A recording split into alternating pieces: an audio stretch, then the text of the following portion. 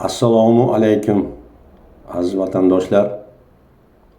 Mana O'zbekistonda professor Xidirnazar Alloqulov yetakchiligidagi faollarimiz xalq harakati bilan, xalq tashabbusi bilan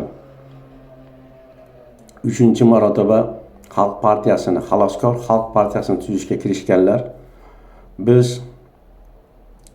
xalq vakillari, siyosiy faollar o'zlarimizni bu siyosiy partiyalar to'g'risidagi xalqimizga beradigan tushunchalarimiz, fikrlarimiz bor. Shularni doim bundan keyingi suhbatlarimizda yoritib boramiz. Bu haqida suhbatlashamiz degan edik. Mana ijtimoiy tarmoqda o'zingiz ko'rdingiz, Xidirnazar Alloqulov o'sha nimani partiyani blankasini, birinchi blankasini qo'yganlar. Bu blankasida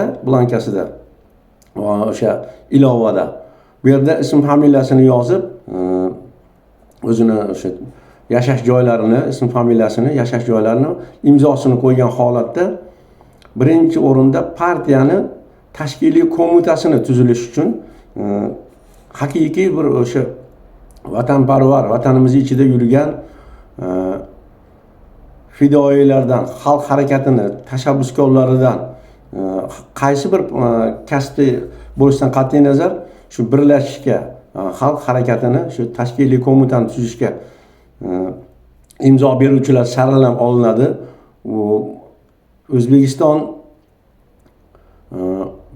siyosiy partiyalar tuzish bo'yicha qonunchiligida o'sha tashkiliy qo'mita eng kamida 50 nafar siyosiy faollardan tashkil bo'lishi kerak degan talab bor.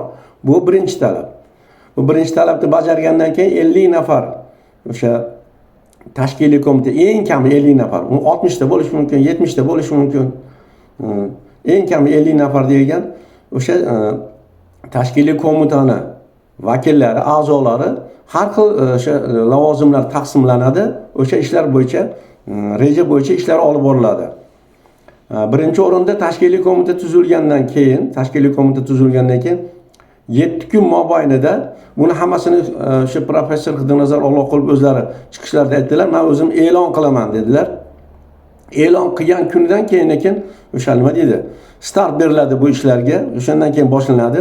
Ungacha faqat o'sha saralash, o'sha blanka berilgan bo'lsa, shu blankani olgan bo'lsangiz, shunga o'zingiz shu narsaga loyiq deb o'zingizni harakatingizni, shijoatingizni men xalq harakatini o'sha tashabbuskorlardan, tashkiliy qo'mitaning a'zolaridan bo'laman.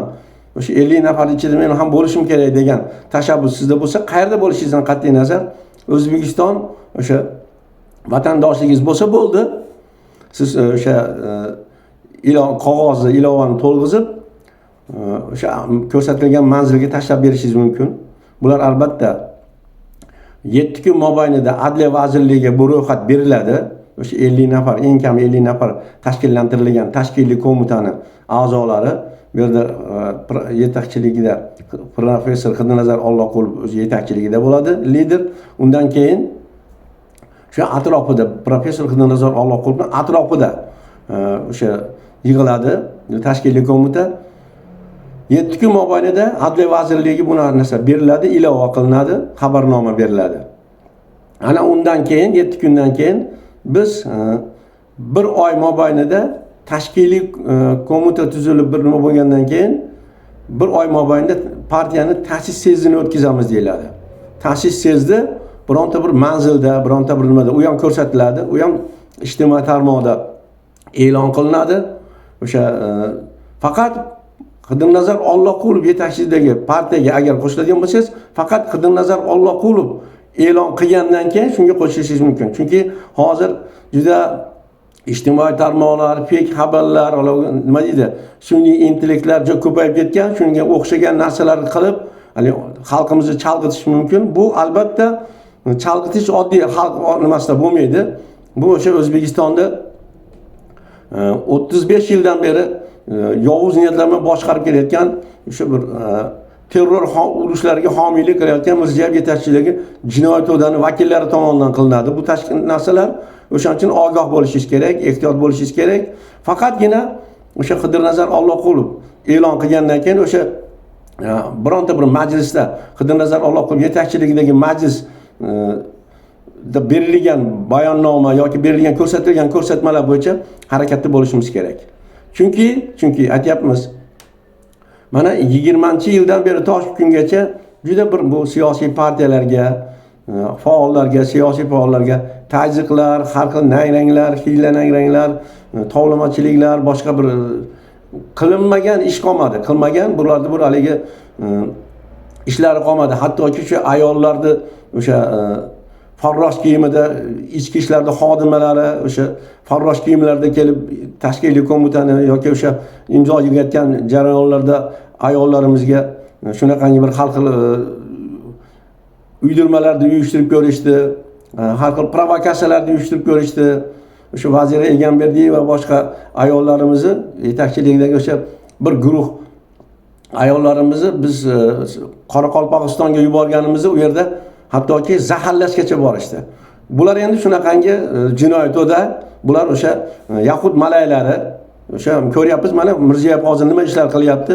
Faqat o'sha avval Putinga Ukrainaga qarshi urushga odam yollab o'sha sanksiyalardan qochishga Rossiyaga yordam berardi. Endi to'g'ridan to'g'ri pul bilan, mablag' bilan 100 milliardlab pul beraman deb borib Amerikani qo'llab Yahud sionistlarini quchog'iga chiqib o'tiribdi Mirziyoyev. O'shalarni bir o'yinchoq, o'shalarni bir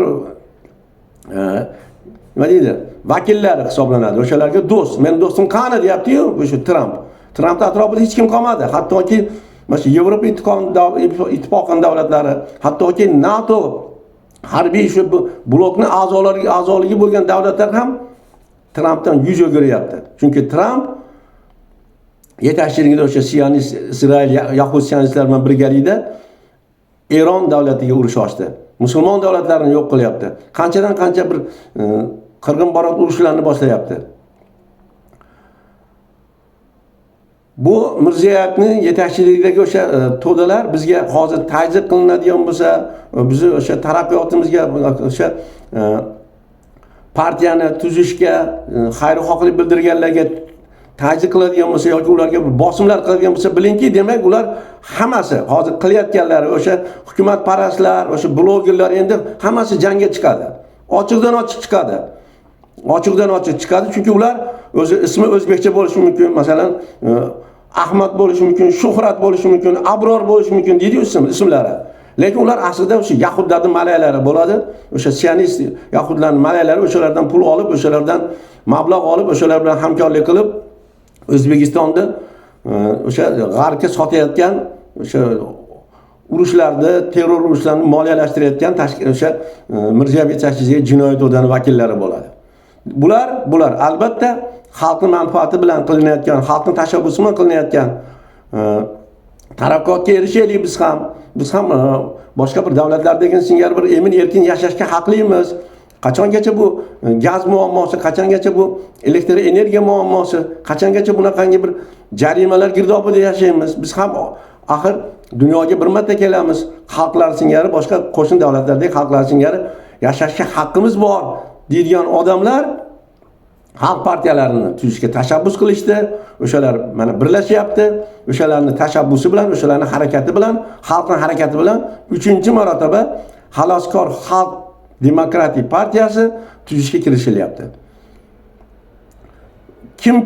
Kimki qayerda bo'lsa ham, agar sizga o'sha ichki ishlarga chaqirib, boshqaga chaqirib, o'sha bir nima ta'ziyqlar qilib qiladigan bo'lsa, bilingki, darhol telefonga yozing, ism familiyasini so'rab yozingda, ularni albatta yaqinda mana shu urushlar tugasa, urushlar bir nima bo'ladigan bo'lsa, butun dunyo tinchliksevar xalqlari bir tomonda, josus, xoin, qonxo'r sionistlar bir tomonda bo'ldi. Hozir mana ikkiga bo'lindi. Dunyo ikkiga bo'lindi. Bir tomonda Tramp yetakchiligidagi o'sha sionistlar, Yahudlar, musulmonlarni, boshqa davlatlarni tajovuz qilib, mana Niderlandiyani olaman dedi. Boshqa davlatlar Yevropa ittifoqiga hamla qilyapti bu Tramp. Xuddi o'shalarni, sionistlarni, Yahudlar tomonda turgan Mirziyoyev endi avval Rossiya tomonida turib Ukrainaning urushini o'sha sanksiyalardan, iqtisodiy sanksiyalardan aylanib o'tishga yordam bergandi, qurollar, boshqalar ishlab chiqarishga yordam bergandi. Qancha mablag'lar o'sha Xitoydan olingan juda katta mablag'ni o'sha urushga tikkan edi. Endi hozir sotilgan tillalar, O'zbekistonda o'sha byudjet pullarini o'marib, o'shalardan bir mablag'lar qilib, hozir mana o'sha yangi terrorni, Tramp yetakchiligidagi sionistlar, yahud sionistlarni urushlarini moliyalashtiryapti Mirziyoyev. Biz albatta bu Mirziyoyev yetakchiligidagi jinoyat to'dani yakka hokimlikka kelib qo'ymas ekanmiz, hech qachon farovon hayot kechira olmaymiz. Hech qachon bir o'ylagan maqsadimizga erisha olmaymiz. Buning uchun albatta biz siyosiy partiya tuzib, parlamentga chiqib, o'sha senatda bizni vakillarimiz bo'lib, qabul qilinayotgan qarorlarga qo'l ko'tarib, norozilik bildirib, o'sha minbar bo'lsa, qachonki partiya bo'lganda minbar bo'ladi. Minbar bo'lmasa, xalqning fikrini inobatga olmaydi ekan ular. Xohlasa 10 millionlab, xohlasa 10 milliardlab, xohlasa 100 milliardlab pulni va'da berib, o'sha yahud sionistlar bilan o'shalarning biqiniga kelib, O'zbekistondan o'g'irlagan pullarni sekin-sekin Amerikaga olib joylashtiraverar ekan. Boshqa davlatlarga olib borib joylashtiraverar ekan. Mana Eronga urush ochilgandan keyin Eron musulmon kim, qaysi qavmdan, kim qaysi bir nimaga haqiqiy musulmon, kim o'zi Allohni, payg'ambarimizni o'gitlarini qiladigan bir haqiqiy musulmon, kimki bu musulmon niqobidagi bir kazzoblarligini aylab, mana aniqlab beryapti. Mana hozir mana Saudiya Arabistoni, Misr arab davlatlari, boshqa arab davlatlarida ham o'sha boshqaruvda o'tirganlar hammasi yahud malaylar ekan. Bular aniq bilinib qoldi. Hattoki o'sha musulmon bo'lmagan nasroniy davlatlar, o'sha aytyapmiz-ku, NATOga, Amerikaning blogida birga turgan, ittifoqchi bo'lgan davlatlar urushdan bosh tortilyapti. Masalan, Ispaniya, Polsha, Germaniya, Fransiya, Italiya, hammasi Yevropa ittifoqidagi davlatlar. Biz sionistlarga qo'shilib o'zgalarning urushiga bosh-qosh bo'lib vatandoshlarimizni nima deydi, nohaqdan o'lishiga, qon to'kilishiga yo'l qo'ymaymiz deyapti. O'shalar musulmon emas, qon to'kilmasin deyotganlar ham o'sha o'zga din vakillari, xristianlar bo'lishi mumkin, boshqa bir o'zga din vakillari bo'lishi mumkin, lekin musulmon emas o'sha aytayotganlar. Aynan musulmon davlatini yetakchiligida o'tirgan, musulmon niqobida o'tirgan Mirziyoyev ham shunaqangi musulmon niqobidagi yahud malaya. Mirziyoyev ham 5 taga o'sha davlatimizdagi 5 ta markaziy Osiyodagi davlatlarda rahbarlari ham shunaqaga o'xshagan ekan. Bu shularni birlar ekan. Mana arab davlatlarini o'sha aytyapmiz-ku, sanayapmiz. O'sha Qatar bo'ladimi, boshqasi bo'ladimi, shohligi bo'ladimi, amirligi bo'ladimi, u haligi arabcha kiyimni kiyib bismillahirrohmanirrohim deb qo'lda tasbih tursanglar, u musulmon deb o'ylamang. Ular musulmonning dushmanlari. Islom dinini niqob qilib olgan shu ko'rmurudlar, ko'rnamaylar, musulmon dinini niqob qilib olgan josuslar, xoinlar, Isroil, yahud malaylari, yahudlarga sotilgan malaylar, o'shalarni qo'llayotgan xoinlar. O'shalarni birinchi safida Mirziyoyev pulni qanday berishdi? O'sha 5 ta davlat, O'zbekiston, Markaziy Osiyodagi davlatlar, arab davlatlari berdi, urush boshlandi. Trampga ular juda katta pul berishdi. 20 milliardlab, 30 milliardlab pul berishdi. Lekin o'sha Amerikaning hozir o'sha kongressida bu urushga biz pul ajratganimiz yo'q deyapti. Biz pul ajratmadik. Bu pulni qayerdan oldik ekan bilmaymiz. Kimlar buni moliyalashtirdi, hali buni aniqlaymiz deyapti. Demak, birinchi o'rinda Mirziyoyev turibdi, o'sha moliyalashtirayotgan, pul berayotgan. O'sha 30 talab, 40 talab samolyot sotib olaman dedi, 100 milliardlab o'sha sizga Amerikaga investitsiya kirgizaman dedi. O'sha o'zini tadbirkorlarini, o'zini sodiq qullarini avvaldan jo'natib o'sha Amerikada ish o'rinlari yaratamiz dedi. Masalan, o'sha Ortiqxo'jayev, Jahongir Ortiqxo'jayev yetakchiligidagi o'sha O'zbekistondan pul o'g'irlab Amerikaga joylashtirayotganlar, allanjonoblar hozir demak, ular qurol ishlab chiqaryapti. Demak, taxminimiz shunaqa. Ular o'sha yerda o'tirib, hozir Amerikaning ichida mablag'i bilan, o'zini mablag'i bilan. Chunki Kongress pulimiz urushga pul tikmaganmiz deyapti. Biz buni moliyalashtirmadik deyapti. Kimlardir moliyalashtiryapti deyapti. Demak, moliyalashtirayotgan shu O'zbekistonga o'xshagan, Mirziyoyevga o'xshagan o'sha musulmon dinini niqobida yashayotgan shunaqangi bir sionist yahudlarning malaylari. Mana hozir o'sha Ortiqxo'jayev yetakchiligida boshqalarda o'sha tadbirkorlar hammasi O'zbekistondan pulni o'g'irlab olib borib, demak Amerikanchida, demak taxmin qilamizki, ular hech qachon nima deydi? Oddiy dron ishlab chiqarayotgan yo'q. Ular demak qurol ishlab chiqaryapti bu yerda. Amerikani qurol bilan ta'minlayapti, Izraelni qurol bilan ta'minlayapti. Eronni, boshqa arab davlatlarini kelgusi navbat mana Pokistonga deydi. Pokistondan keyin Turkiyaga deydi.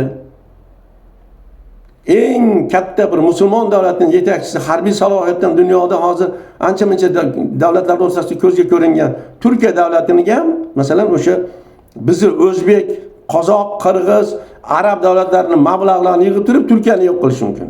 Hozir Eronni yo'q qiladi, undan keyin Pokistonni yo'q qiladi musulmonlarni, undan keyin mana Turkiyaga o'tishi mumkin.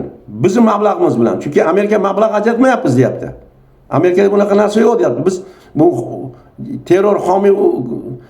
terror urushini homiylashtirayotgan bular topamiz deyapti. Mana biz aytyapmiz. 100 milliarddan pul beraman, investitsiya kirgizaman dedi. 1 milliard pulni berdi. Ortiqxo'jayevlar o'sha yerda borib qanaqadir korxonalarni yurgizyapti, ish o'rinlari yaratyapti. Bu narsalarni O'zbekistonda tinch xalqimizni o'sha 38 million xalqdan 10 millioni hozir ishsiz. 38 million xalqning 10 millioni ishsiz, yaroqsiz qul chet davlatlarda. Rossiyada, Koreyada, Qozog'istonda, Yevropa davlatlariga sochilib ketgan xalqimiz. Bular mablag'ni olib, budjet mablag'larini olib, tillalarni sotib, hammasini jamlab 100 milliarddan pul qilib Amerikada qurol ishlab chiqaryapti Mirziyoyev yetakchiligidagi jinoyat o'da. Xuddi shunaqa taxmin qilamiz. Bu ertaga isbotini beradi. Biz taxmin qilamiz, demak bular o'sha moliyalashtiryapti, nafaqat moliyalashtiryapti, o'sha puli bilan hozirgi Eronga qarshi urushlarda qurol ishlab chiqaryapti Mirziyoyev yetakchiligidagi jinoyat o'da. Buni bilishimiz kerak. Bizga bunaqangi xoin, sotqin, davlatchiligimizga putur yetkazadigan, oilaviy boshqaruvda o'tirib olib, hamma tomonlama xalqqa zulm qiladigan, ko'r-ko'rona bir shunaqangi jarimalarni bosim qilib jarimalar bilan xalqni qo'rqitadigan bunaqangi lo'ttivoz boshqaruv bizga kerak emas. Biz yakka hokimlikdan, Yahud sionistlarning malaylardan qutulishimiz kerak. Avval o'ris qul dedik. Demak bular o'ris qul emas, Yahud malay ekan. O'zi o'ris qulligi aniq edi. Chunki mana Ukraina bilan boshlangan urushda qancha odam o'ldi? Qancha odamlar vatandoshlarimiz o'sha Rossiyaning yerlarida to'g'ridan-to'g'ri urushga jalb qilindi. Qaysi bir O'zbekistondagi bir vazirlik yoki bir o'sha tashqi ishlar vazirligi yoki bir boshqa bir kuchlar qani bir vatandoshlarimizni himoya qila oldimi? Qila olgani yo'q. Qila olmaydi ham. Chunki tepadan buyruq bor. Endi hozir ular shu darajada o'zboshimchalikka yetdiki, mana xuddi Yahud sionistlari qanday qilib xohlagan davlatini uryapti. Qanaqangi bir internetlarni yopib, hamma yoqda shu dunyoga jar solyapti. Qancha odamlarni o'ldiryapti. Livanga qarshi urushyapti. Boshqa davlatlarga qarshi urushyapti. Eronga tinmay bombalayapti Eronni. Eronda o'sha qancha bir nimalarni o'ldirdi. Ofitserlarini, katta yetakchilarini, davlat rahbarlarini. Bolalarni maktablariga o'qlar otib qancha bir 180 nafarga yaqin maktab o'quvchilari bir kunda ko'z yumdi. Bularning hammasini o'sha Yahud sionistlari qilyapti. Bularni moliyalashtirayotgan Mirziyoyev yetakchiligidagi jinoyat odamlari qilyapti. Moliyalashtirayotgan, pul berayotgan, bu tomondan olib borib, ham pulni berib o'sha Amerikaga turib qurol ishlab chiqarib beryapti ularga. Mirziyoyev yetakchiligidagi jinoyat oda o'sha Ortiqxo'jayevlar, boshqalar. Mana endi kecha o'qidim, qaytib kelibdi. Qaysidir bir Abdulaziz Komilov o'sha yetakchiligi bir delegatsiya Amerikadan qaytib keldi. Demak, ular kelib, ketib, borib o'sha qurollarni ishlab chiqarib, Amerikaga bir yaxshi ko'rinib, sionistlarga malaylik qilib yurishdi. Bu sionistlarga, yahudlarga, dashnoqa armanlarga, farsist unsurlari doim shunaqangi bir ishlarni qilib kelgan. Bu kechagi gap emas, bugungi gap emas. 150 yildan beri bo'layotgan ishlar bular. O'sha turkligimizni, xalifotlikni buzganlar, o'sha ayg'oqchilik qilganlar, Stalinga sotilganlar, hammasi shu ichimizdagi mayda millat vakillaridan iborat shunaqangi unsurlar. Bularning vakillari endi hozir ham o'zbek deb o'ylaymiz, masalan biz ko'pchiligimiz. Familiyasini o'zbekcha qilib olgan. Masalan aytyapmiz, doim aytamiz. Choriy Panji bo'lsa, uni ismini boshqa qilib olgan. Pasportlar necha marta almashyapti. Shunaqangi bir Ismoilov Ibrohim qilib olgan bo'lishi mumkin. Ismoilov Muzaffar qilib olgan bo'lishi mumkin. O'sha Choriy Panjilar yoki boshqalar. Xuddi shunaqangi tadbirkor sifatida yoki bir boshqa bir niqobda kelib O'zbekistonda yaxtandan kelib qancha bir klasterlar O'zbekistonda o'sha paxta, don mahsulotlar yetishtirgan fermer xo'jaliklarini vayron qildi. Qanchalar sudlarda 5 yil, 6 yildan beri pullar to'lanmayapti. Mana hozir o'sha gaz sohasida, gaz ta'minoti bo'yicha mana yer osti boyliklarini Rossiyani ixtiyoriga bergandan keyin o'sha Baxtiyor Fozilov yetakchiligidagi o'sha Samarqandlik toji ekan millati, Rusiya unaqasi ekan, vatandoshligi ekan, bu Samarqand turgan bo'lsa ham o'sha Rus davlatini fuqarosi ekan. Shular birgalashib, Alisher Usmonov masalan Rossiyaning fuqarosi, hech qanaqangi O'zbekistonga daxli yo'q. Mirziyoyev o'shalar bilan oshqatib, o'shalar bilan bir kompaniyada gazimizni ularga berib qo'yib, endi hozir atom elektr stansiyasini qurishmoqchi. Ular qurgan inshootlar, binolar qulab ketib, portlab ketib, yer bilan yakson bo'lib, mablag'lar qancha bir hokisor bo'lyapti, isrof bo'lyapti. Mablag'lardan ayrilyapmiz. Iqtisodiyotimiz borgan sari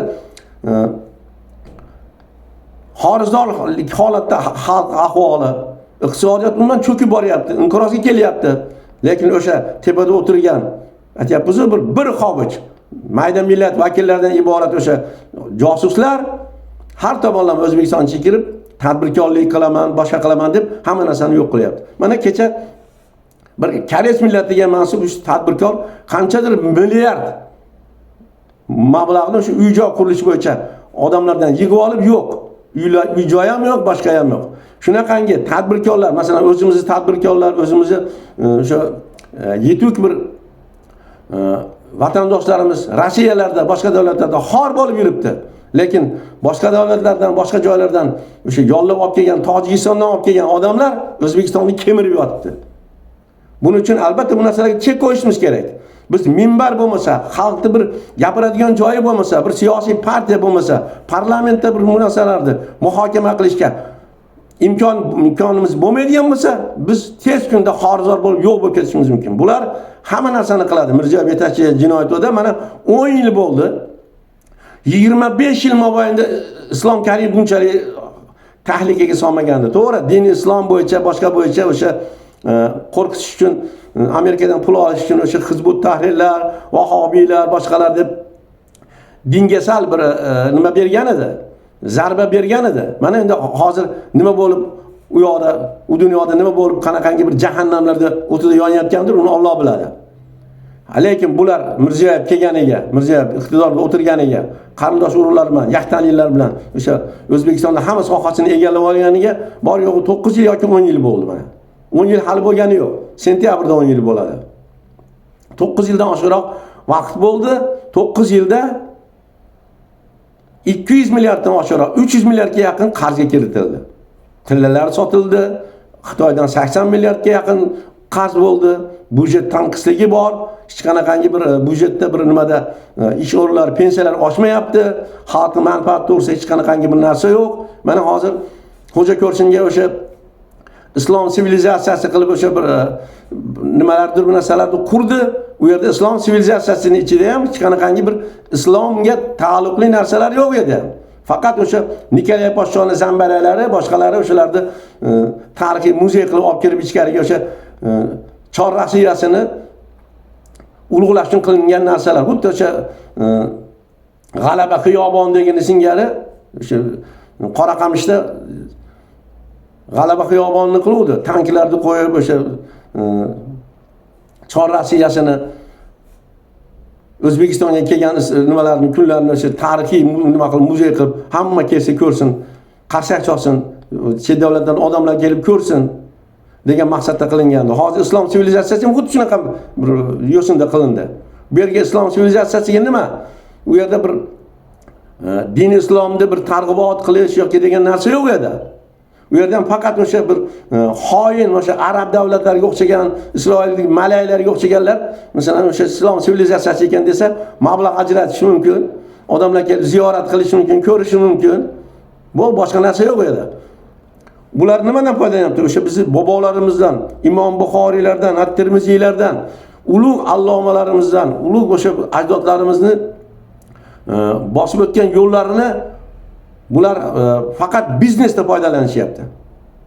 Biz ulardan oqilona ularni o'gitlarini o'sha diniy islom targ'iboti bo'yicha, boshqa bir ishlar bo'yicha qilingan ishlarni dunyoga bir oshkor qilishimiz kerak, dunyoga yetkazishimiz kerak. Ular bu yerda islom sivilizatsiyasi qilib, o'sha islomga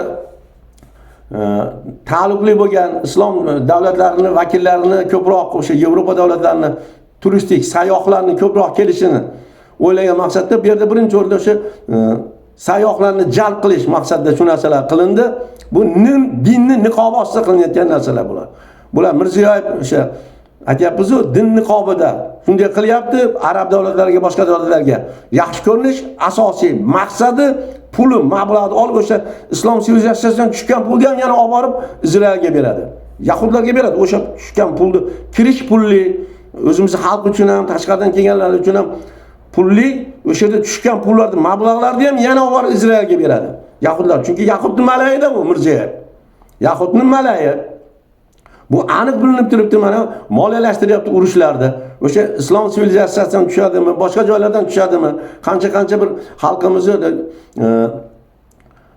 nohaqdan tortilayotgan jarimalarning pullari ham hammasi demak o'sha yoqqa ketyapti.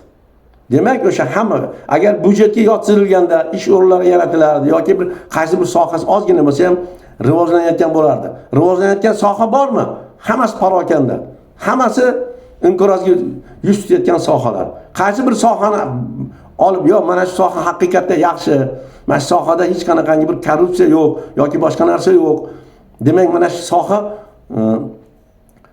da yetakchilar, o'sha sohani vakillari halol insonlar ekan, O'zbekistonda vatanim deydigan insonlar ekan, deydigan bironta bir sohani ko'rsata olamizmi?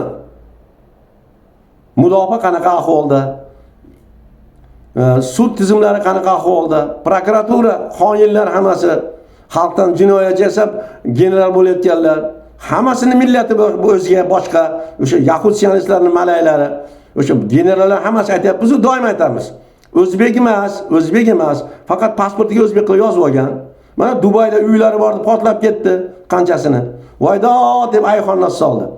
Mana hali ko'ramiz xudo xolasa hammasini. Amerikaga borganda ham Amerikadan qochib qaytib keladi. Qancha mablag'larni o'shaga tikishtiryapti. Mirziyoyevning qarindosh urug'lari, kuyovlari, qudalarini, qizlarini kamida 50 milliarddan pullari bor. 50 milliard dollardan alohida xotinini, o'zini, qizini, nevarasigacha. Hamma o'sha tillalarni sotib, byudjet pullarini, byudjetni nimaga? Pullarni byudjetda taqchillik bo'ladi. Byudjetga axir inson soliq to'lasa, to'langan soliqni taqsim qiladi. 10 so'm to'pladimi? Shu 10 so'mni taqsim qiladi. Nimaga u yetmaslik kerak? Nimaga u yetmaslik kerak? U axir xalq ishlayapti, o'sha yerda soliq to'layapti. To'langan soliqdan tashkil qilinadi bu taqsimot. Masalan, 1 milliard yig'ilsa, 1 milliardni 100 mingga, mana sohaga 100 mingga, mana sohaga 100 million, mana sohaga deb bo'ladi. Biz mana buxgalterimiz, iqtisodchimiz ko'zimizni yumib turib, barmog'imizni hisoblab berishimiz mumkin bu O'zbekiston iqtisodiyotini. Ko'zimizni yumib turib, barmoqlab hisoblab, kalkulyator ham shart emas.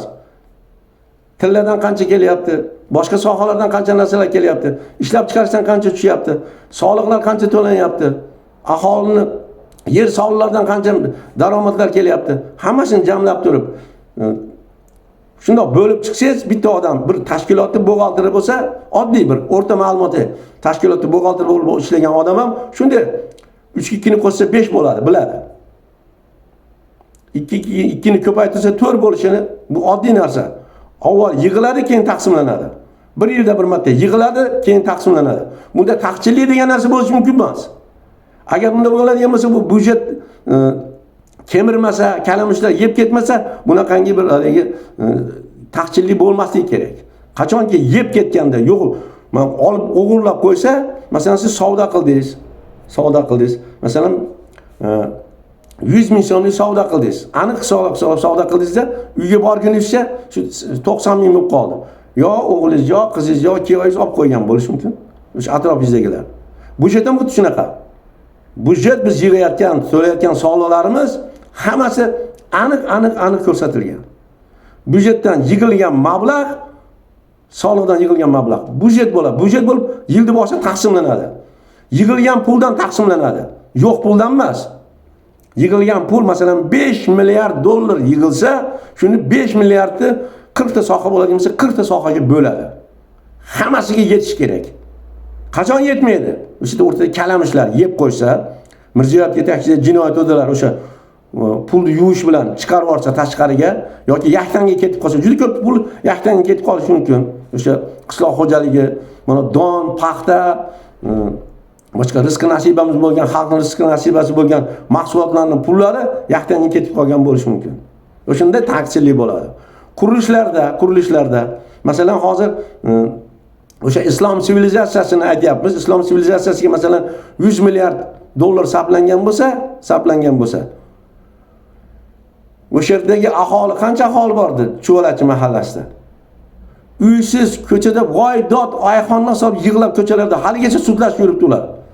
Shularning yerlari haqi to'lanish kerak edi, ularga uy-joy bilan ta'minlanish kerak edi, ularga aytgan pullarning mablag'larini berish kerak edi.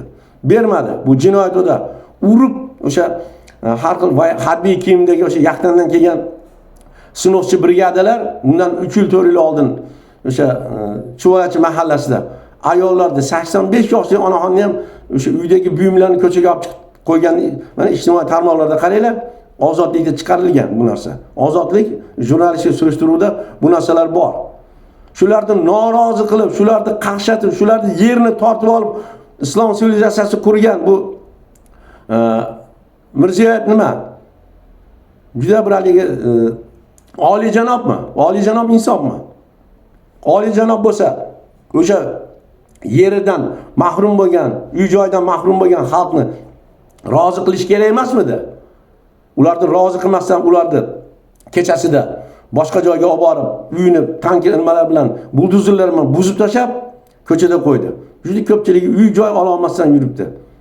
Yaqinda mana Yakkasaroy tumanida bir oilani ko'rsatdim, ijtimoiy tarmoqda ko'rdik. Salafan to'sib o'tiribdi mana, fevral oyida bo'ldi bu narsa.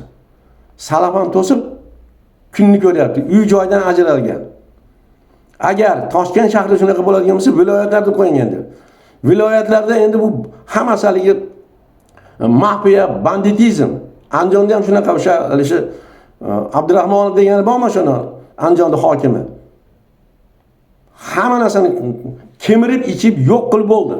Yarmini Xitoyga sotib bo'ldi. O'sha bog'i shamol dahalari qanaqangi bir qirlar, adillarimiz bor edi, qanaqangi zo'r joylarimiz bor edi. O'sha olma, o'rik, shaftoli shunaqangi bir yetishtiriladigan xalqni iste'mol bilan ta'minlaydigan joylar bor. Hammasini Xitoyga sotdi. Hammasini Xitoyga sotib, u yerdagi o'sha fermerlarni ham yerini tortib olib Xitoyga berdi Andijon hokimi. Men bilganim, boshqa hokimlarga ham agar menda shunaqangi ma'lumot bo'lsa, uni ham aytaman. Hamma hokimlar shunaqa qildi. Yer sotib, hokimlar qayerdan pul olib, qaysi bir sohadan pul olib qo'lga tushib qolishi mumkin yoki o'sha bir nima qilish mumkin. Faqat yerni sotyapti. O'zimizni yerimizni o'zimizga sotib, pulni jamlab bir joyga olib boraman deganda bu yoqdan signal kelyapti. Mirziyoyev kuyovlari darhol odamni yuborib, o'sha qamab 6 oydan keyin chiqarib yuboryapti. 3 million pul bilan tushadimi, dollar bilan, 10 million dollar bilan tushadimi, farqi yo'q. Pulni olsa bo'ldi ular.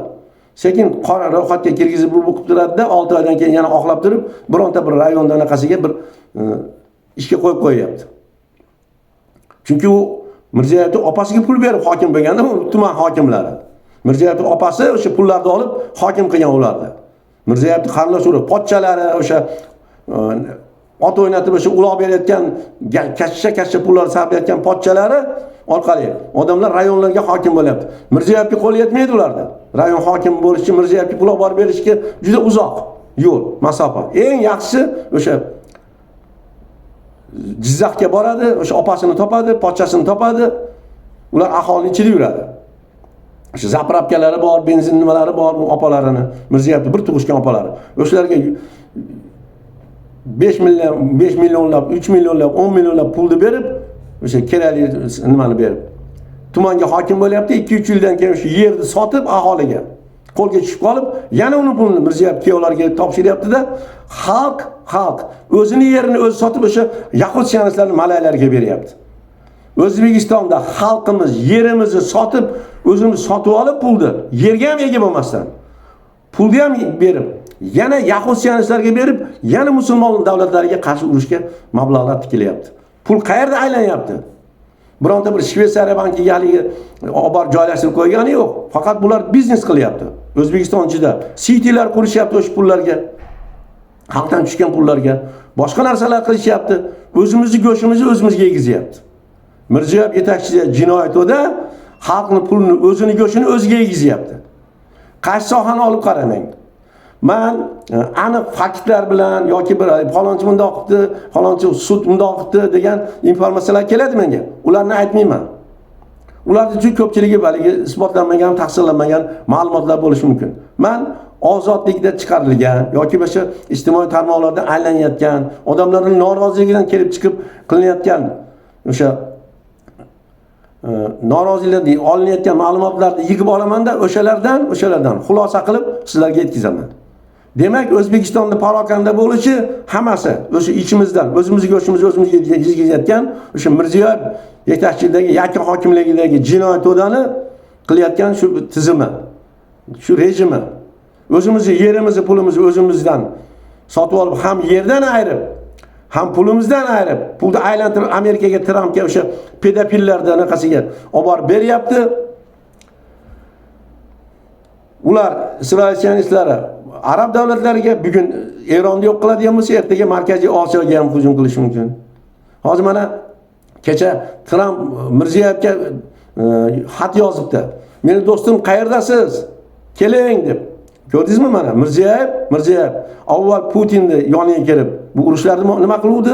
Mana endi hozir yana keling, yana bir 20 milliard olib keling. Pulim tugadi, men Eronni yo'q qilishim kerak, deyapti. U labbay deb boradi hozir ertaga. O'sha 100 milliard pul tillalar pullari ketib bo'lgan u yoqqa. O'sha Allamjonovlar, boshqalar, katta bir nimalar Amerikaga joylashtirdi bu pullarni. Biz bilmaymiz. Investitsiya qilib kirgizildi. Investitsiyadan nima ishlab chiqaryapti? iPhone telefon ishlab chiqaryapti deb o'ylaysizmi? O'shalarda. Ular qurol ishlab chiqaryapti. O'sha Ortiqxo'jayev, Allamjonov, Mirziyevlar yoki bo'lmasa qurol ishlab chiqargan zavodlarga mablag'larni berishyapti. Chunki Kongress biz pul ajratmadi deyapti. Mana Kongressda o'sha nimaga Trampga qarshi chiqyapti ular? Ular hamisha demokratik tamoyillarga amal qilgan o'sha 300 yil, 400 yildan beri konstitutsiyasiga g'ilof ish qilmagan shu nimalar. O'sha Amerikani boshqarayotgan boshqaruv, demokratik davlatdan boshqaruvi. Butun dunyoga o'rnak bo'ladigan odamlar. Bular hamma narsani to'g'ri aytadi. Jurnalistlar ham, o'sha bir sud ekspertizasi ham, boshqasi ham ular to'g'ri ma'lumotni oladi. Nimaga Trampni bunchalik yomon ko'ryapti? Sionistlarga va Amerikaning yuzini yerga qaratdi deyapti. Demak, mablag'ni qayerdandir olib, o'sha Mirziyevga o'xshagan landavurlardan olib urushga tikyapti. Quloqga siz meni do'stimsiz desa, bizni mablag'lar, pullarni olib borib beryapti. Mirziyev ham, boshqasi ham, Markaziy Osiyo ham 70 yil, 80 yildan beri o'sha oddiy bir Falastinni himoya qila olmagan arab davlatlari musulmon niqobida, chunki ular musulmon emas. Biz mana O'zbekistonda boshqaruvdagilar o'zbek emas deyapmiz. Arab davlatlaridagi o'sha Salmoni ham, boshqasi ham musulmon emas, onalari yahudi ularda. Juda ko'pchiligi ona tomondan, boshqa tomondan yahud o'sha sionistlarga borib taqaladi. Shuning uchun ham ular arab davlatlarini o'sha shayxlari bo'lgan, boshqalari bo'lgan, qanaqangi bir fahsh ishlarni qilib yuradi. Ular dindan uzoqlashgan odamlar. Lekin xalqning ko'zida o'sha tasbih o'girib, Qur'onni chiroyli o'qib, Qur'onni yoki yondagi o'qitib, o'sha tasbih o'girib yuraveradi ular. Uzun nimani kiyib olib, o'sha ro'molni o'rab olib, arabning niqobida, musulmonning niqobida. Lekin aslida ular din dushmanlari. Ular aslida millat xoin dushmanlar. Mirziyoyev yetakchilik jinoyatida ham o'zbek millatining dushmani. Musulmonlarning dushmani. Buni isbotladi 10 yildan beri mana Mirziyoyev yetakchi jinoyatida buni isbotladi. 35 yildan beri xalqdan jinoyat yasab kelayotgan generallar, o'sha ichki ishlar, DXX, MXX, o'sha kazzoblar hammasi O'zbekiston ichida nima ishlar bo'lsa qildi. Bularni hech qaysinisi o'zbek emas. Bu generallarni hammasini surishtirib ko'ring. Boshqa millat vakili. Aytyapmiz, o'sha choriy panji o'shanaqa bo'lsa kerak. O'shandan o'zbeklashtirib, ismlarni o'zbeklashtirib olgan odamlar. Chunki bular O'zbekistonda yo'q qilib, davlatchiligimizni yo'q qilmoqchi. Chunki Markaziy Osiyoda ming yillardan beri davlatchiligimizni saqlab kelayotgan bir millatmiz. Bag'ri kengmiz. Do'stlikka, mehribonlikka, o'sha bir juda bir jafokash xalqmiz. Bag'rimiz keng. Din islom ham bag'ri kenglikka bir asosda qurilgan.